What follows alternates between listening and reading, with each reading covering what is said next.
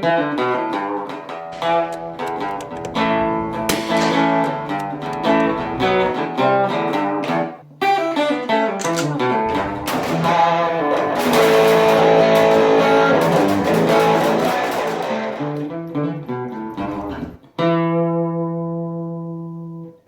video is going to specifically address two questions I get asked quite a bit.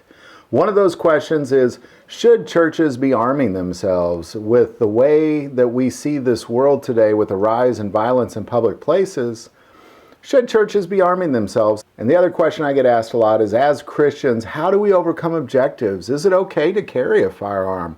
Is it biblical to be defending ourselves with a firearm? And that's what this video is specifically about. So we wanted to take a moment and talk to Strategos International about these specific two questions. We're here with Vaughn from Strategos International. So Vaughn, thank you very much for joining us today. Thank you, Mark. Appreciate it. And this is a question that we get asked a lot. So what's your thoughts on churches armed? Why don't you tell us a little bit about yourself and what Strategos does? Sure. Well, Strategos is a company that was founded in 2002, and myself and my partner, and primarily doing law enforcement and military tactical training.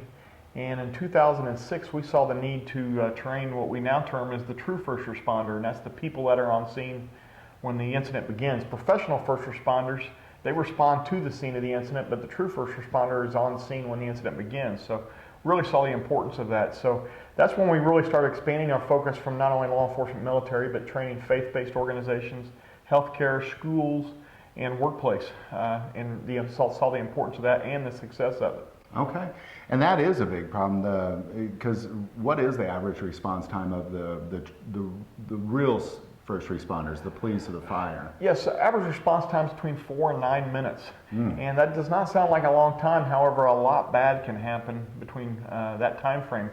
Just to give you a brief example, as far as Virginia Tech was concerned, that was the day that, believe it or not, that we set the record in law enforcement in terms of people that responded and the time in which they responded. They were there in 2 minutes, and they had 2 SWAT teams attempting to make entry.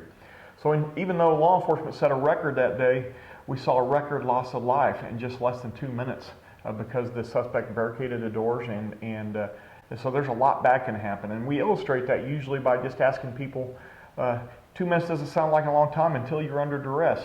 So if I ask you to hold your breath, 2 minutes doesn't sound like a long time until about 30 or 45 seconds. Right, absolutely. And you start realizing that time matters at this point. Absolutely. So really what you're focused on is the true first responders, whether it be in a church or a school or a business place, the people that are there to respond to the threat the moment it begins to the point where police or fire eventually show up. Yes, we illustrate how their proper or improper response is really going to dictate success or failure. So it's just really critical that we teach people the proper response versus the instinctual response. The instinctual response is what comes very natural for most folks, but however, instincts are not the highest level of human performance. Typically training, and the reason why we train is to overcome our instincts, not to reinforce them. Absolutely. So let me ask you, let's get to churches. In church security, is there a need for churches to have a security team? Well, faith-based organizations overall, unfortunately there is a great need for this. Now, whether that needs to be an armed response capability or not, that's a decision a church is going to have to make. But if you look at statistics, just since 1999, we've seen almost a 2,400% increase in violent events that have taken place in church, and just over 600% increase in the last 10 years.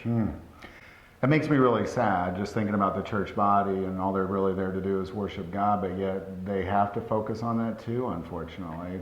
If you were to say that a church is doing a really good job securing that facility, what does that look like, if, in your opinion, for somebody to really do a great job securing that church? Well, it is a comprehensive approach, and the first time people think about this topic, then they start thinking about, well, maybe the first step is to arm our folks.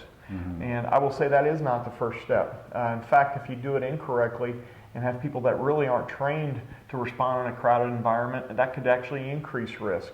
And innocent people could get hurt. So doing it properly and strategically is very important. Probably the single biggest step that any church can take is to increase awareness and teaching people what suspicious activity looks like. We know that almost all bad acts are preceded by bad body language. So if we can teach people to pay attention to the inner alarm inside of them, that we call it the spidey sense, then and teach them to say something. If they do, that spidey sense does kick off. That's probably the single biggest step that we can do as far as teaching churches, whether we're talking about ushers, greeters, parking personnel, what suspicious activity looks like. What would you say to the average person that goes to church and is concerned about being at church? And I don't think necessarily because it's the particular church they're at, but just more so because we see in the news all the time how, there's just more and more rise of violence in public places, and unfortunately churches are a part of that too. So to a person or a viewer that might say, I'm really worried about being at church, where do they begin? Well, first of all, we need to talk about, let the data drive our anxiety. And the data, even though we set a record last year, 2015, we had over almost 250 violent events that occurred in churches. We need to put that in perspective and realize there's over 400,000 churches in the country. So statistically, it's still not likely at all that this is going to occur at your church. However, that's not the reason we make a decision if we're going to prepare or not, as far as is it likely or not. We have to let the risk or the type of event that we're preparing for determine how we're going to prepare or if we're going to prepare.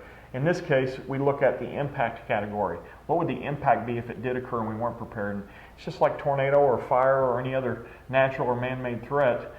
Just because it's not likely doesn't mean we shouldn't prepare. One of the other questions that really goes along with this is, I get asked a lot, is as a Christian, a lot of people have a hard time arming themselves and claiming it's the Christian thing to do. So how would you address that? Sure. We've worked with over 1,000 ministries in almost every state in the country, and we actually in our leadership course on putting together a security plan, we have a section that's titled Overcoming Objections to Protecting the Flock. Most of those objections are biblical in nature, and what we've found with most of those objections that are biblical is that they're taken out of context as far as how they were intended. The Bible is very clear, and multiple examples in the Bible can be given that protecting yourselves and protecting people that cannot protect themselves is biblical, and it's the right thing to do. I can just give you a few examples of some of those objections. One is, are we showing a lack of faith in God to protect by preparing for the worst? That's one of the objections we've gotten. And the people that have given me that objection, I will ask them, do they wear their seatbelt? Do they have a smoke detector in their house? Do they have a CO2 detector? Do they look both ways before they cross the street? Well, if that's our objection, then you need to take out your smoke detector. You need to quit looking both ways before you cross the street. Point. So it's just in context when we look at these. One of them is another one is Jesus rebuked Peter for carrying a sword and for striking off the soldier's ear, and he was armed. Peter was armed at that point, and some people will say that Jesus rebuked Peter for being armed. Well, if we look in Luke 22:36, it says in that verse right there, if you don't have a sword, sell your knapsack and buy a sword. Mm-hmm. And that was Jesus talking to his disciples just a few hours earlier. So it's really important that we put a lot of these objections in context, and we know that protecting others and protecting ourselves is very biblical. Amen. Amen. Well, Vaughn, thank you very much for your time. We really appreciate it. I know we're going to be talking to you some more about the next steps the church might make and also how people protect themselves in any public place. So we really appreciate your time, and we definitely, more than anything, appreciate your ministry. Okay. So thank you very much. Thanks, Mark. Yep, absolutely. Now I'm going to encourage you to watch part 2 of this video, because as a Christian and as a church body, we need to really be consciously thinking about these things, because really the world is becoming very desensitized to violence, and I think that's a lot of why we see an uprise in violence. Now the other piece is that as Christians we need to be prepared to defend ourselves. And how we do that is with the best weapon of choice. And always remember, God delivered David from Goliath with his weapon of choice, his sling. If you like this video, click like and subscribe. You can also now find us on Facebook under God, Family, and Guns. But the most important part of this channel is that it is a ministry to us, and we take prayer requests, so please don't ever hesitate to send that stuff in. Thank you for watching this episode of God, Family, and Guns. And as always, love God, love your family, and love guns.